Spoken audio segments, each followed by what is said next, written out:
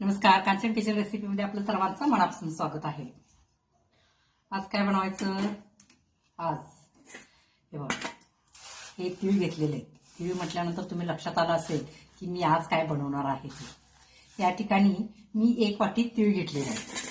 आता वाटीचं माप तुम्हाला दाखवते. ते शेवटी तुम्ही कुठलं वाटी कप काय हे करणार असेल ते एक माप ठेवायचं. आता ही 1 वाटीनं मी 1 वाटी तीळ घेतलेला आहे आणि याच वाटीनं अर्धी वाटी मी भाजून शेंगदाणे घेतलेले आहेत. त्याचे टरपाळे काढलेले आहेत. तीळ पण मी चांगले असे भाजून घेतले, चटचट उडले पाहिजे असे भाजून घेतले. आणि आता काय करायचं आहे, आणि याच वाटीने बघा गूळ घेतलेला आहे. पूर्ण असं शिगार भरून घेतलेला आहे, कारण गुळाचं कसं ह्याच्यामध्ये एंटी वगैरे असतात. पूर्ण शिगार भरून 1 वाटी गूळ घेतलेला आहे. आता या ठिकाणी काय करायचं, प्रथम आपण हे जे शेंगदाणे आहेत हे थोडे जास्त पीठ करायचं नाही, असं गब्र केल्यावर करायचं. त्याच्यामध्ये 2 लवंगा टाकायच्या आणि वेलदोडे 1-2-3 पूड असेल तर तुम्ही घालू शकताय. माझ्याकडे पूड आता तयार नव्हती म्हणून मी 1-3-4 वेलदोडे घेतलेले आहेत, त्याच्यामध्ये घातलेत. आता हे प्रथम आपण काय करूया, थोडंसं गब्र असं वाटून घेऊया. हे या ठिकाणी आता शेंगदाणे मी असे वाटून घेतलेले आहेत गब्र. ह्याच्यामध्ये 2 लवंगा 2-3 वेलची घातले होते. लवंगांना टेस्ट खूप छान येते. या ठिकाणी अर्धी वाटी तीळ आता बारीक करायचं आहे, अर्धी वाटी तसंच ठेवलेलं आहे, बारीक करून घेऊया. हे पहा, ह्या ठिकाणी मी तीळ सुद्धा वाटून घेतलेले आहेत. शेंगदाणे पण मोठे केलेले आहेत आणि थोडेसे तीळ मी ठेवलेले आहेत. आणि शेंगदाणे बारीक करताना मी त्याच्यामध्ये 2 लवंगा 3-4 वेलची घातली होती. आता या ठिकाणी काय करताय, प्रथम आपण हे करून घेऊया, पाक करून घेऊया गुळाचा. या ठिकाणी मी कढई ठेवलेली आहे.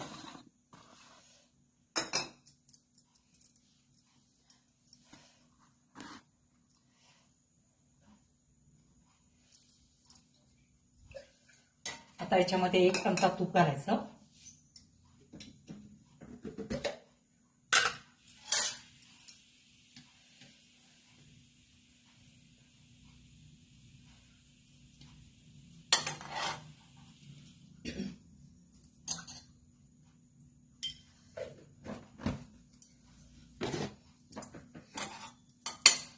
गॅस एकदम बारीकच ठेवायचा. बारीक याच्यावरच आपल्याला गूळ वितळायचा आहे.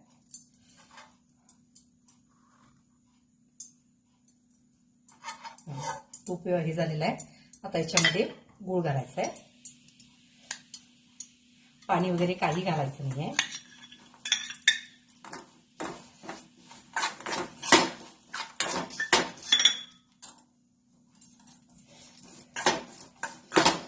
चांगला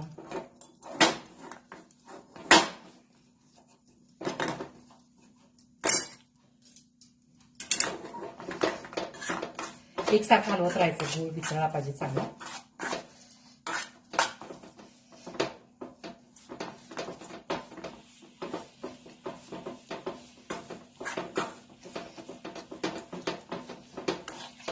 चांगला वितळला की मग आपण त्याच्यामध्ये हे गूळ चांगला वितळलेला आहे आणि असे बलबलीत यायला आले. तसा आपल्याला जास्त याचा पाक करायचा नाही, तर मग कसं होतं, वडी एकदम कठीण होते. आता फक्त आणखीन 1 मिनिट हलवायचं. गूळ पूर्ण वितळलेला आहे चांगला आणि मग त्याच्यामध्ये आपण हे मिश्रण घालायचं.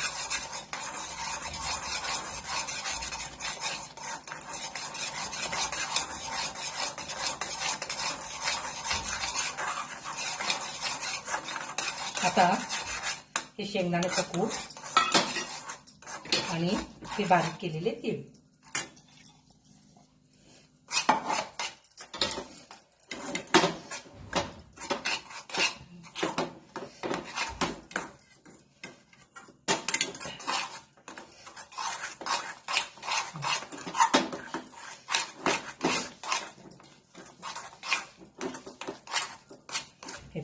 याचा असं काय करायचं आपल्याला, पसरत जास्त एकदम. जर तुम्ही याचा गोळा तयार जर जास्त केलात तर मग काय होतं, कठीण होते. आता मी गॅस बंद करते आणि मी एका तूप लावलेला आहे त्याच्यावर आता मी हे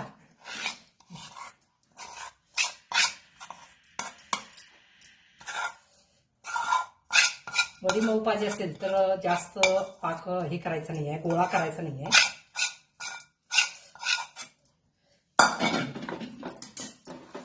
हे पसरवायचं. तुम्हाला कशी पातळ कशी पाहिजे तशा पद्धतीनं पसरून घ्यायचं चांगलं.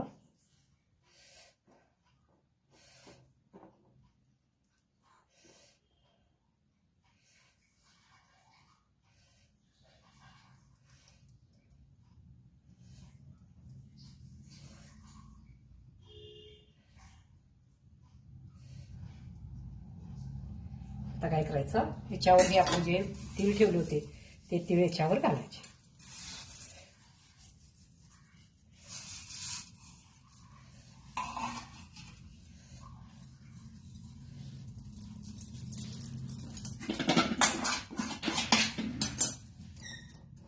थोडं दाबा म्हणजे कसं होतं, तीळ बसतं त्याच्यावर.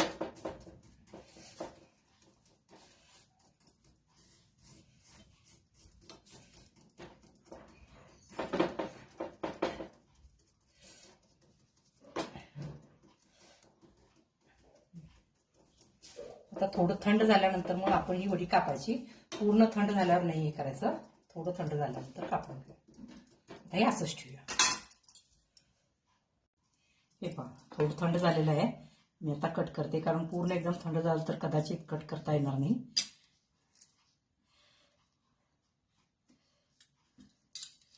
तुम्हाला हव्या तशा आकारामध्ये तुम्ही काढू शकता. याचे लाडू सुद्धा तुम्ही बांधू शकता.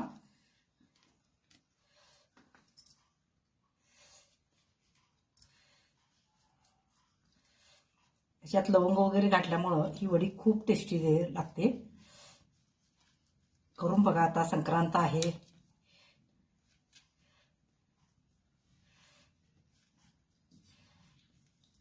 तुम्हाला जास्त कडक पाहिजे असेल तर थोडासा पाक पुढे घ्यायचा, आणि जास्त असं कडक नको असेल, मऊ पाहिजे असेल तर मग ते पाक लगेच घातल्या गूळ विरघळल्याबरोबर त्याच्यामध्ये हे करा, म्हणजे मग मऊ होतात वडे एकदम आणि खुसखुशीत होतात.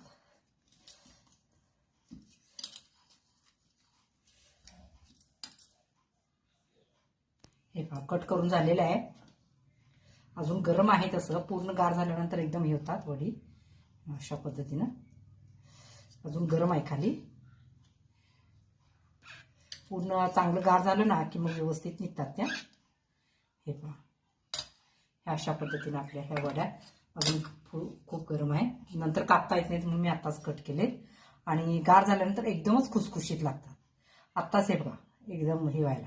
हे पहा आता एकदम. चला तर मग, तुम्हाला जर माझी रेसिपी आवडली असेल तर लाईक करा, सबस्क्राईब करा, शेअर करा. धन्यवाद.